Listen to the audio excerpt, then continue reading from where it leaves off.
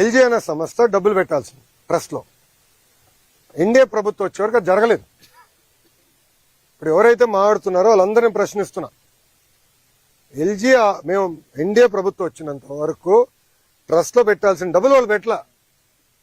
మేమొచ్చి గన్నబాబు గారు, పల్లా గారు, ఎంపీ గారు, మేము పర్సనల్గా తీసుకుని నేను 2-3 సార్లు కలిసి వాళ్ళు కలిసి ట్రస్ట్ తెప్పించాం. మిగతా కుటుంబాలన్నీ కూడా రావాల్సిన నష్టపరిహారం మేము అధికారంలోకి వచ్చినా తెప్పించాం. అక్కడ పర్మనెంట్గా ఒక ఆసుపత్రి కూడా తెరవాలి, దానికి కూడా నిధులు ఉన్నాయి. 50 crores ఉంది. ట్రస్టీస్ ఒక టైం తీసుకుంటే నేను ఎంపీ గారు కూడా చెప్పాను, మీరు కూడా మాట్లాడండి, హెచ్ఎం గారు కూడా మాట్లాడతారు, అవసరం నేను కూడా ఇన్వాల్వ్ అవుతాను, తప్పనిసరిగా హాస్పిటల్ కూడా తీసుకుంటాను. సో కేవలం ఏదో డబ్బులు ఇచ్చేయండి ఇచ్చారు, తర్వాత ఏం మర్చిపోయారు. అలాంటి బ్యాచ్ కాదు, జీవితాంతం గుర్తుపెట్టుకుంది. ఎందుకంటే వాళ్ళందరూ ఆంధ్రులు, తెలుగోలు, మనం కాకపోతే ఎవరు కాపాడతారండి వాళ్ళని? ఆ బాధ్యత ఇక్కడ ఉందా? మా అందరి పైన ఉంది, కేంద్రంలో ఉన్న ఎన్డీఏ పైన ఉంది. అందుకే 6 గంటల్లో కుమారస్వామి గారు వచ్చారండి. అది మాకు నచ్చుతుంది. ఇప్పుడు కార్మిక సంఘాలు కొన్ని రాజకీయ పార్టీలు వచ్చినాయి, వాళ్ళ నాయకులు ఎవరు నచ్చినారా? Straight question అడుగుతున్నానండి. వాళ్ళ నాయకులు ఒక్కరన్నా వచ్చారా పరామర్శించడానికి? కనీసం మాట్లాడారు ఎవరితో? వాళ్ళు మాట్లాడరు. అక్కడ కుటుంబాలతో నేను మాట్లాడుతుంటే మీరు ప్రాక్టీస్ చేయండి. కుటుంబాలతో నేను మాట్లాడుతున్నాను. నేను చెప్పాల్సిన అంటే కుటుంబాలకు చెప్తా. నేను కుటుంబాలకు చెప్పా, వాళ్ళు ఎవరు అనేవాడు, వాళ్ళు మళ్ళీ కలుస్తాను కూడా నేను చెప్పా. అది మాకు ఇప్పుడు లోపల కూడా కార్మికులు ఒక ఆయన దూరం నుంచి అరుస్తున్నాడు. నేను ఎందుకు అరుస్తున్నా, దగ్గర రా, ఇంపట్లేదు స్వామి దగ్గర అని తీసుకుని మేము మాట్లాడాం. మా పోలీస్ సోదరు కంగారు పడితే చెప్పిన, ఎందుకు మీకు కంగారు, పక్కరండి, అందరిని కలిసి వెళ్తామని చెప్పి కలిసిన. సో ఆ చిత్తశుద్ధి ఎన్డీఏ ప్రభుత్వానికి ఉంది. కుటుంబాలను ఆదుకునే బాధ్యత మేము తీసుకుంటాం. మళ్ళీ విశాఖ ఉక్కుకి పూర్వ వైభవం తీసుకొచ్చే బాధ్యత కూడా మా పైన ఉంది, మేము చేస్తాం. ఓకేనా అమ్మా?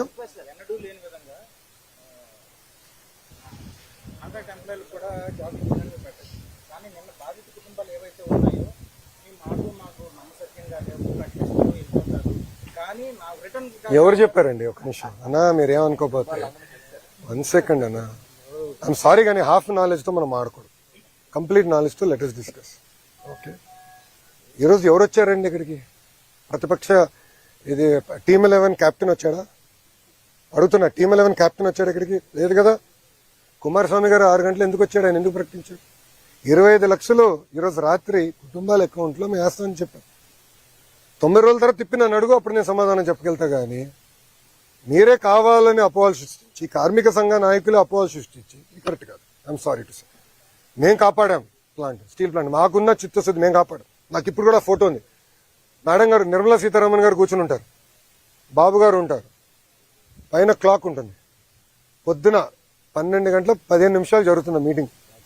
రాత్రి ఫోటో తేనా, రాత్రి 2 వరకు మీటింగ్ జరిగింది. ఫోటోలో 12:15 అంటే డేట్ మారింది. ఇప్పుడు మేడం గారికి అవసరం అది? నిర్మలా సీతారామన్ గారికి అవసరమా అంతవరకు ఉండి మనతో చర్చించి ఇంత ప్యాకేజ్ ఇవ్వాల్సిన అవసరం మేడం గారికి లేదు అని మనకి చిత్తశుద్ధి. అందుకే మనం చెప్పింది మరో ముఖ్యమంత్రి గారికి ఆయనకున్న అనుభవంతో ఆయన చెప్తే అక్కడ వింటారు. ఎస్, బాబు గారు చెప్తున్నారంటే చాలా సీరియస్ చెప్తున్నారు. అది పరిణామాలు తీసుకుని ఆయన అనౌన్స్ చేశారు. సో నేను చేయకపోతే తిప్పినాను అడిగాను, చేస్తానని చెప్పిన తర్వాత తిప్పి అసలు 24 గంటలు కూడా లోపలే మీరు ఇట్లా మాడితే ఎట్లా? Sir we are in full commitment.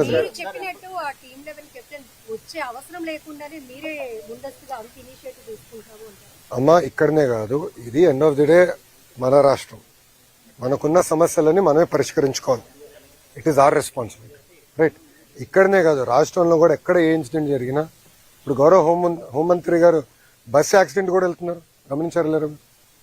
Any incident we are taking very serious. మాకు వాట్సాప్ గ్రూప్ ఉంది, ఇన్సిడెంట్ మేనేజ్మెంట్ అని మాకు వాట్సాప్ గ్రూప్ ఉంది. దాంట్లో గౌరవ ముఖ్యమంత్రి గారు కూడా ఉన్నారు. ఇది అడగండి, నిన్న జరిగిన 4 గంటల 45 నిమిషాలకి మేము అందరూ వెళ్ళటే అందరూ మాడుకున్నాం.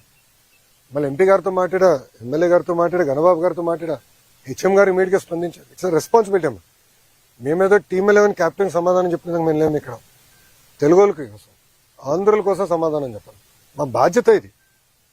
164 స్థానాలు గెలిపించిన తర్వాత మేము పరదాలు కట్టుకుని తిరగట్లేదు ఎవరు.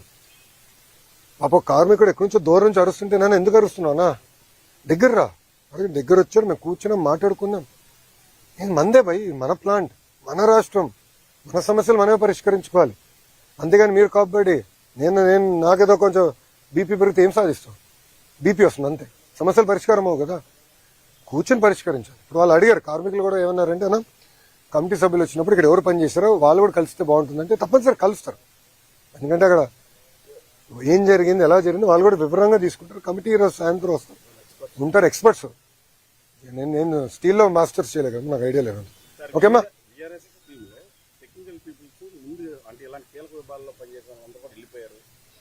అది నివేదిక ఇవ్వనండి అన్న, వీళ్ళు గోత్రండి అంటే అన్ని ఊహాగానాలు. మీరు చెప్పింది ఏంటంటే కార్మిక సంఘ నాయకులు అంటున్నారు. మీరు ఇప్పుడు మూడో ప్రశ్న మీరు అడిగిన అన్ని ప్రశ్నలు అదొకటి వచ్చింది. ఎవరు అడిగారు కదా కార్మిక సంఘ నాయకులు ఇది అన్నారు, కార్మిక సంఘ నాయకులు అంటున్నారు. వాళ్ళ సమాధానం చెప్పినాక నేను లేను. ఎవరు అరే వాళ్ళు అడుగుతారు, వాళ్ళకేం పోయింది. వాళ్ళు ఆయన ఎంత బాధ అంటే చెప్పేసి వెళ్ళండి అంట, ఎంత బాధ వస్తుందండి.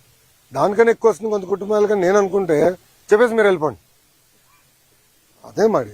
ఇంకో నాయకుడు ఎంత బాధ అండి. మీరు తెరిపించారు కనుక జరిగిందంట. 15,000 కోట్ల రూపాయలు ప్యాకేజ్ ఇచ్చి మేము తెరిపిస్తే, మళ్ళీ నష్టాల్లో ఉన్న ప్లాన్ని తిరిగి తెరిపిస్తే, బ్యాక్లాగ్ జీతాలన్నీ కూడా చెల్లించి అన్ని స్ట్రీమ్ లైన్ చేసి ఇంకా నెల పర్ఫెక్ట్ గా అన్ని స్ట్రీమ్ లైన్ చేసే పరిస్థితికి వచ్చి సంఘటన జరిగింది. బాధాకరం, దాంట్లో ఎలాంటి డౌట్ లేదు. కానీ ఇంకోసారి జరగకుండా చూసుకోవాల్సిన బాధ్యత ఉంది. విశాఖ ఒప్పుకొని పూర్వ వైభవం తీసుకొచ్చే బాధ్యత మాపైన 100% అది మేము చేస్తాం. ఓకేనా, థ్యాంక్ యూ అన్న, ఉంటానన్నా.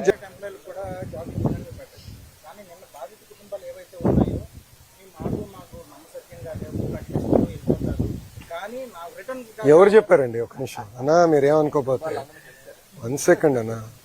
ఐఎమ్ సారీ కానీ హాఫ్ నాలెడ్జ్ తో మనం ఆడకూడదు. కంప్లీట్ నాలెడ్జ్ తో let us discuss.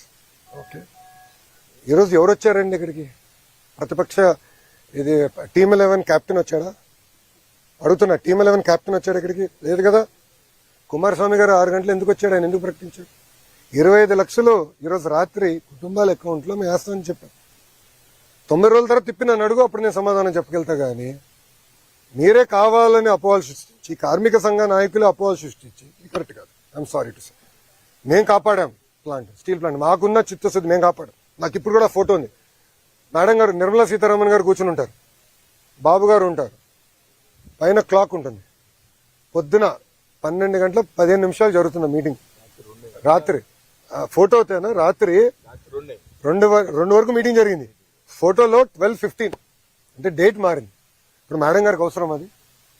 Nirmala Sitharaman గారికి అవసరమా అంతవరకు ఉండి మనతో చర్చించి ఇంత ప్యాకేజ్ ఇవ్వాల్సిన అవసరం మేడం గారికి లేదు అని మనకి చిత్తశుద్ధి. అందుకే మనం చెప్పింది మరో ముఖ్యమంత్రి గారికి ఆయనకున్న అనుభవంతో ఆయన చెప్తే అక్కడ వింటారు. ఎస్, బాబు గారు చెప్తున్నారంటే చాలా సీరియస్ చెప్తున్నారు. అది పరిణామాలు తీసుకుని ఆయన అనౌన్స్ చేశారు. సో నేను చేయకపోతే తిప్పినాను అడిగాను, చేస్తానని చెప్పిన తర్వాత తిప్పి అసలు 24 గంటలు కూడా ఓన్ లోపలే మీరు ఇట్లా మాడితే ఎట్లా? Sir we are in full commitment.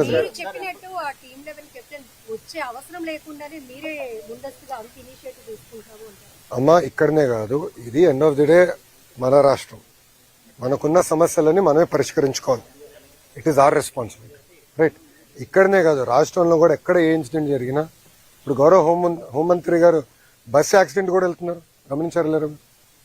Any incident we are taking very serious. మాకు వాట్సాప్ గ్రూప్ ఉంది, ఇన్సిడెంట్ మేనేజ్మెంట్ అని మాకు వాట్సాప్ గ్రూప్ ఉంది. దాంట్లో గౌరవ ముఖ్యమంత్రి గారు కూడా ఉన్నారు. ఇది అడగండి, నిన్న జరిగిన 4:45 మేము అందరూ వెళ్ళటే అందరం ఆడుకున్నాం. మళ్ళీ ఎంపీ గారితో మాట్లాడా, ఎమ్మెల్యే గారితో మాట్లాడా, గణబాబు గారితో మాట్లాడా, హెచ్ఎం గారు ఇమీడియట్ గా స్పందించారు. ఇట్స్ రెస్పాన్సిబిలిటీ అమ్మా.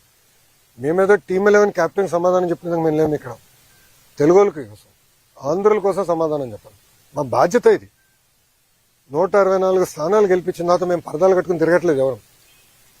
పాప కార్మికుడు ఎక్కడి నుంచో దూరం నుంచి అరుస్తుంటే నేను ఎందుకు అరుస్తున్నానా? దగ్గర రా, అడిగి దగ్గర వచ్చారు, మేము కూర్చున్నాం, మాట్లాడుకున్నాం. నేను మందే భయ్, మన ప్లాంట్, మన రాష్ట్రం, మన సమస్యలు మనమే పరిష్కరించుకోవాలి. అంతేగాని మీరు కాబట్టి నేను నాకేదో కొంచెం బీపీ పెరిగితే ఏం సాధిస్తాం? బీపీ వస్తుంది అంతే, సమస్యలు పరిష్కారం అవ్వు కదా. కూర్చొని పరిష్కరించాలి. ఇప్పుడు వాళ్ళు అడిగారు, కార్మికులు కూడా ఏమన్నారంటే అన్న, కమిటీ సభ్యులు వచ్చినప్పుడు ఇక్కడ ఎవరు పని చేశారో వాళ్ళు కూడా కలిస్తే బాగుంటుందంటే తప్పనిసరి కలుస్తారు. ఎందుకంటే అక్కడ ఏం జరిగింది, ఎలా జరిగింది వాళ్ళు కూడా వివరంగా తీసుకుంటారు. కమిటీ ఈరోజు సాయంత్రం వస్తారు, ఉంటారు ఎక్స్పర్ట్స్. నేను స్టీల్లో మాస్టర్స్ చేయలేదు కదా, నాకు ఐడియా లేదు. ఓకేమ్మా,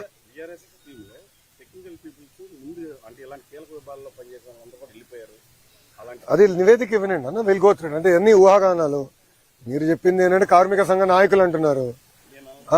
మీరు ఇప్పుడు మూడో ప్రశ్న మీరు అడిగిన అన్ని ప్రశ్నలు అదొకటి వచ్చింది. ఎవరు అడిగారు కదా, కార్మిక సంఘ నాయకులు ఇది అన్నారు, కార్మిక సంఘ నాయకులు అంటున్నారు. వాళ్ళ సమాధానం చెప్పేదానికి నేను లేను. ఎవరు అరే వాళ్ళు అడుగుతారు, వాళ్ళకేం పోయింది? వాళ్ళు ఆయన ఎంత బాధ అంటే చెప్పేసి వెళ్ళండి అంట. ఎంత బాధ వస్తుందండి. దానికన్నా ఎక్కువ వస్తుంది కొంత కుటుంబాలు. కానీ నేను అనుకుంటే చెప్పేసి మీరు వెళ్ళిపోండి. అదే మరి ఇంకో నాయకుడు ఎంత బాధ అండి. మీరు తెరిపించారు కనుక జరిగిందంట. 15,000 కోట్ల రూపాయలు ప్యాకేజ్ ఇచ్చి మేము తెరిపిస్తే, మళ్ళీ నష్టాల్లో ఉన్న ప్లాన్ని తిరిగి తెరిపిస్తే, బ్యాక్లాగ్ జీతాలన్నీ కూడా చెల్లించి అన్ని స్ట్రీమ్ లైన్ చేసి ఇంకా నెల పర్ఫెక్ట్ గా అన్ని స్ట్రీమ్ లైన్ చేసే పరిస్థితికి వచ్చి సంఘటన జరిగింది. బాధాకరం, దాంట్లో ఎలాంటి డౌట్ లేదు.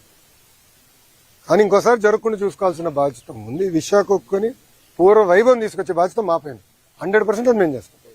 ఓకేనా? థ్యాంక్ యూ అన్న, ఉంటానన్నా. జై హింద్. Thank you.